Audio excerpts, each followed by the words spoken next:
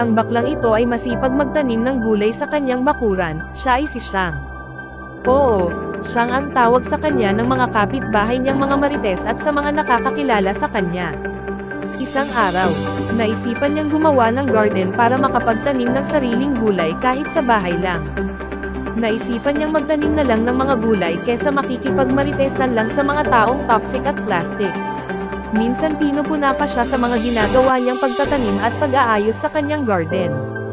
Bakit daw niya pinapaganda at inaayos ang kanyang garden, samantalang ang sarili niya ay hindi niya daw kayang pagandahin?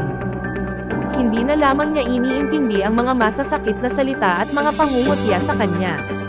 Dahil tandaan, ang kanilang mga salita at ang kanilang mga ginagawa, at panglalait sa kapwa, yun ay sumasalamin kung sino sila, hindi kung sino ka. Panatilihing maging mabuti sa kapwa-tao kahit gaano pa kasama ang pakikitungo nila sa iyo.